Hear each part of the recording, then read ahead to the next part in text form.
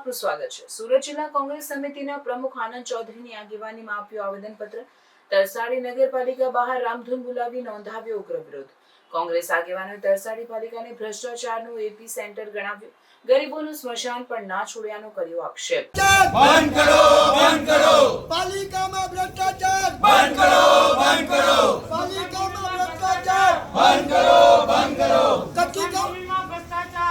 વાત કરીએ સુરત જિલ્લા કોંગ્રેસ સમિતિના વિરોધની।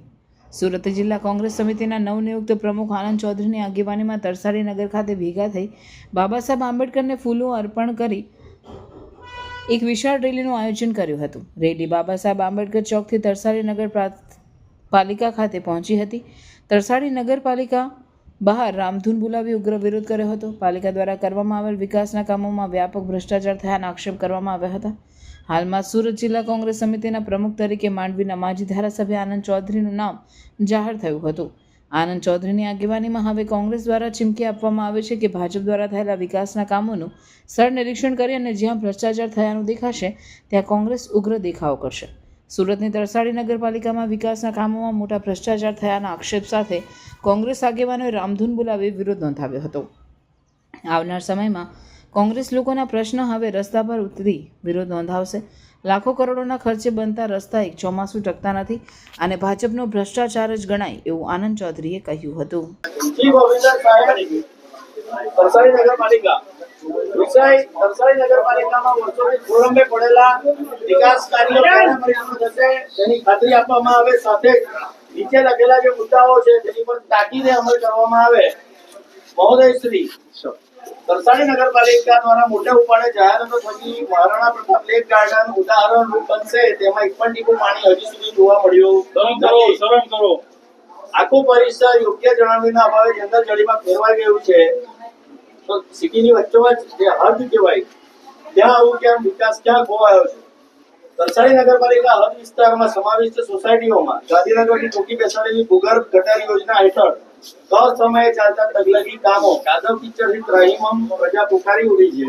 આ ખોવાતી કાઢેલા રસ્તા તાત્કાલિક ધોરણે નવેસરથી બનાવશું। આ ભૂતિયા યોજનામાં ભ્રષ્ટાચાર થયેલો છે તેની પણ માહિતી આપશું। નગરપાલિકા વોર્ડ નંબર 3 ચિત્તીનગરમાં જે પાણીની ટાંકી હતી તે તોડી નાખવામાં આવી છે, એને કારણે સ્થાનિક લોકોને પીવાના પાણીની તકલીફો ઊભી થઈ રહી છે। તો યોગ્ય પાણીની વ્યવસ્થા નથી, ગટર વ્યવસ્થા નથી, પીવાના પાણીની લાઈનો હજી નથી, કચરાનો યોગ્ય નિકાલ નથી। તો વોર્ડ નંબર 3 સાથે ઓરમાયું વર્તન કેમ? તરસાડી નગરપાલિકામાં સમાવિષ્ટ દલિતો અને આદિવાસીઓ સમાજની સ્મશાન ભૂમિ વારંવાર પ્રાઇવેટ કંપનીને વેચી દેવાય છે કે કેમ? બધા સમાજમાં તમામ હિન્દુ તેનો ખુલાસો આપશો। તથા વોર્ડ નંબર 2 અને 3 માં દલિત આદિવાસી અને લઘુમતી સમાજની બોડી વસ્તી ધરાવતા વિસ્તારોમાં વિકાસના કામો, રોડ રસ્તા, પેવર બ્લોક, વીજળીની સમસ્યાઓ પ્રત્યે ઉદાસીનતા શા માટે રાખવામાં આવી છે? તરસાડી નગરપાલિકાના મુખ્ય રસ્તાઓ પર ભરચક રહેણાંક વિસ્તારોની વચ્ચે રાત દિવસ માટેના સાંજની જેમ દોડતા ખુલ્લી ડમ્પરો અને મોટા વાહનોમાં તાત્કાલિક અંકુશ લગાવવામાં આવે। તેમના માટે સમય મર્યાદા અને વૈકલ્પિક માર્ગની ગોઠવણ કરવામાં આવે। અકસ્માતોની વણઝાર લાગી ગઈ છે। તરસાડી કોસંબાને જોડતા નવનિર્મિત રેલવે ઓવરબ્રિજ પર વારંવારની રજૂઆત છતાં હજી વાહનો પર અંકુશ લાવવા માટે ઓવરહાઇટ બેરિકેડ મૂક્યા નથી। તે સત્વરે મુકાવવા આખા બ્રિજ પર રાત્રિ દરમિયાન કોઈ વીજળીની વ્યવસ્થા નથી। જે નવા બ્રિજ બન્યા છે તેની પર રાતના વીજળીની વ્યવસ્થા નથી।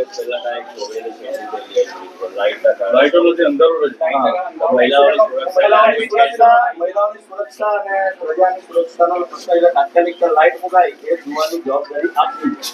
તો અંધકાર દૂર કરવાને લાઇટની વ્યવસ્થા કરવા સંબંધિત ખાતાઓને તાત્કાલિક સૂચના આપશો। તરસાડી નગરપાલિકાના યુવજન માટે સ્પોર્ટ્સ કોમ્પ્લેક્સ, અબાલવૃદ્ધ વડીલો માટે વ્યવસ્થિત પાક બગીચાની સત્વરે વ્યવસ્થા કરવામાં આવે। આવી તરસાડી કોસંબા તેમજ સમગ્ર સુરત જિલ્લા કોંગ્રેસ પરિવારની આપને માંગણી અને લાગણી છે।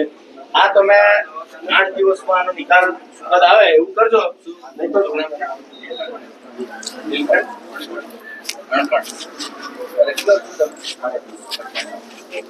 અહીંયા જે કામો બધા ચાલે છે એજન્સીઓ છે અને ટાઈમ બાઉન્ડ કામ શું છે કે નથી એનું એસ્ટિમેટ તમે કહો ખબર પડે।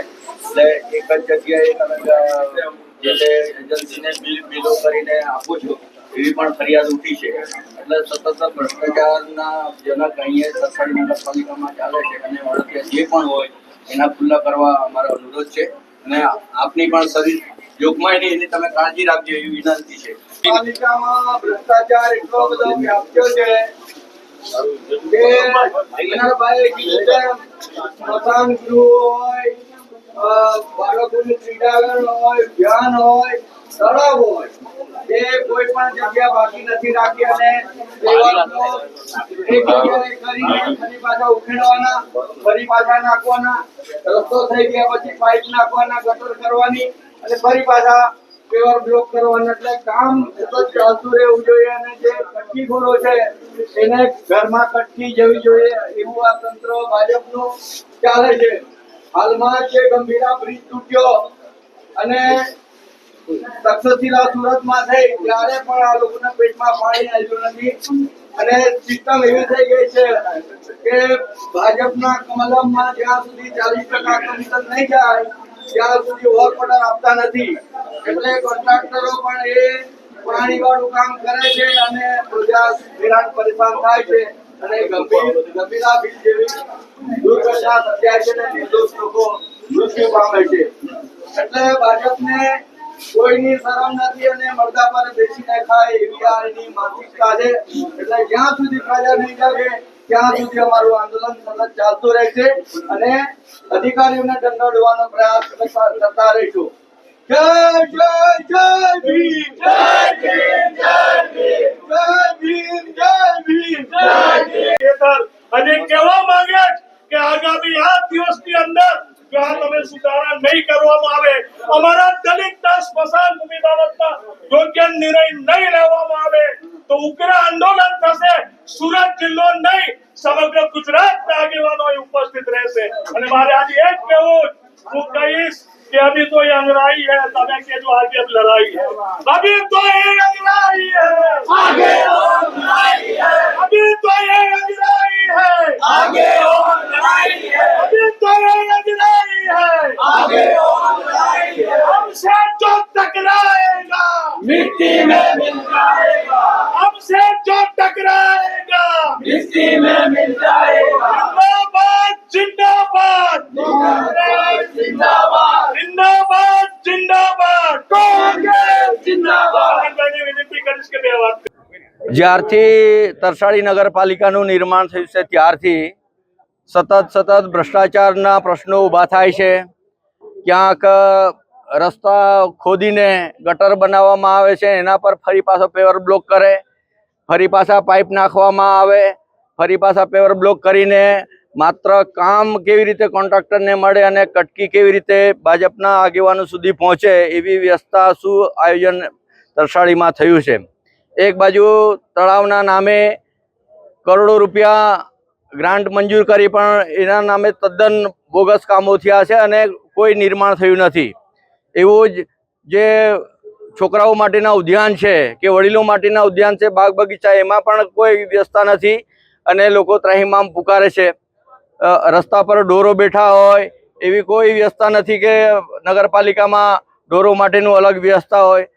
રખડતા ઢોરો, જે રીતે હાલમાં જે ગંભીરા બ્રિજ તૂટ્યો અને નિર્દોષ લોકો 14 થી 15 લોકો મૃત્યુ પામ્યા છે, એવા જ તરસાળીમાં પણ વ્યવસ્થા છે અને કોન્ટ્રાક્ટરોના મેળાપીપણામાં લોકોએ વ્યવસ્થા ઊભી કરી છે અને નિર્દોષ લોકોનો જાન જાય એવી આ નગરપાલિકા રાહ જોઈ છે. એટલા માટે કોંગ્રેસના તરફથી આજે આવેદનપત્ર આવ્યું છે અને નગરપાલિકાને દંડોળવાનો પ્રયત્ન થયો છે કે જાગો, નહીં તો આ ગંભીરા જેવી દુર્ઘટના નહીં થાય. એટલે વ્યાપક પ્રમાણમાં નગરપાલિકામાં ભ્રષ્ટાચાર થાય છે, એને ખુલ્લો કરવા માટે CAGના જે રિપોર્ટ આવ્યા છે એના પણ ઓડિટ પેરા એમને એમ પડેલા છે, એનો કોઈ ખુલાસો થયો નથી. ફરી પાછા CAG રિપોર્ટ આવશે અને હાઈકોર્ટમાં ફરિયાદ કરવી પડશે એવી નોબત આવીને ઊભી છે.